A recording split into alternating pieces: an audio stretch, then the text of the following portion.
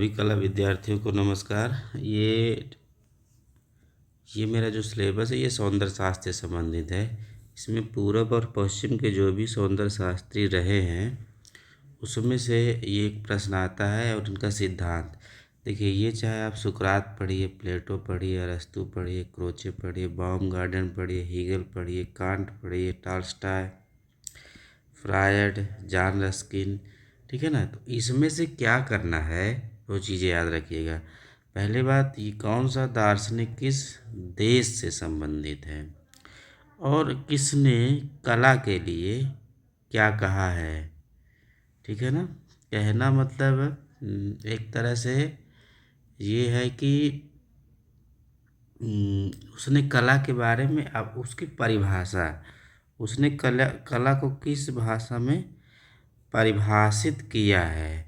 एक दूसरी, सौंदर्य शास्त्र में उसने कोई सिद्धांत अगर दिया है तो ये याद रखिए। और दूसरा, अगर उसने कोई बुक लिखी है तो ये याद रखिए। बस क्या करने हैं, जैसे आप मान लीजिए सुकरात, प्लेटो, ये सब कहाँ के थे? यूनान के थे, ठीक है। ये हो गया। जैसे आपका हीगेल जर्मनी के हो गए ना, ठीक है। इस तरह से जॉन रस्किन इंग्लैंड के हो गए। इस तरह से प्रश्न कभी कभी आता है।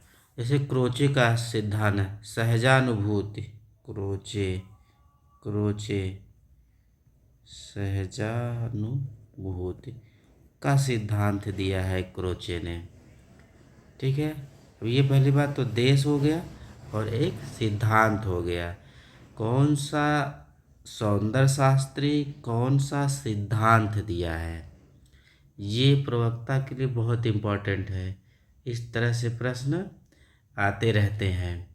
ये बहुत मतलब कि याद तो नहीं होता है, लेकिन अगर 4-5 बार इकट्ठा करके अगर इसको पढ़ लेते हैं तो आपका क्या है कि पेपर में जो प्रश्न आते हैं वो आप सही कर लेंगे, ठीक है। ये सिद्धांत बहुत ज़रूरी है। और जैसे सुकरात ने कहा है सत्यम शिवम सुंदरम की अभिव्यक्ति है, सत्य की अनुकृति ही कला है, सत्य का अनुकरण ही कला है, प्लेटो और अरस्तु ने कहा है, ठीक है ना। ये तो वो हो गया, मतलब उन्हें कला के बारे में क्या कहा है, किस देश के हैं, ये हो गया, ये सिद्धांत हो गया। और बहुत सारे कलाकारों ने बुक लिखा है, वो भी बहुत इम्पोर्टेंट है। वो कभी कभी आ जाता है, ठीक है। तो ये जरूर, जैसे अनुकृति का सिद्धांत, अनुकृति का सिद्धांत अरिस्टाटल ने दिया है। अरिस्टाटल मतलब अरस्तु, अरिस्टाटल, ठीक है। ये सिद्धांत हो गया। और बुक भी ढेर सारी है, जैसे जिस हिसाब से आपको जानना है वो मैं एक एग्जाम्पल बता रहा हूँ कि इनको कैसे पढ़ना है। एक जगह करिए और आराम से रट जाइए। और जैसे आप देख क्रिटिक ऑफ जजमेंट, ठीक है ना, कांट ने क्रिटिक ऑफ जजमेंट पुस्तक लिखी है।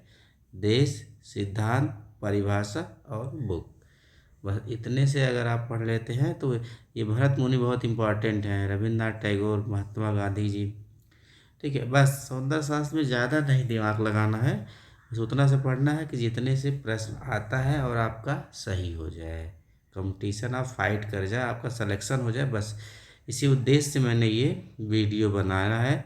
और इसको क्या करिए, ज़्यादातर इस तरह से इकट्ठा करके आप पढ़ेंगे तो आपको आसानी होगी और आपका प्रश्न सही हो जाएगा। धन्यवाद।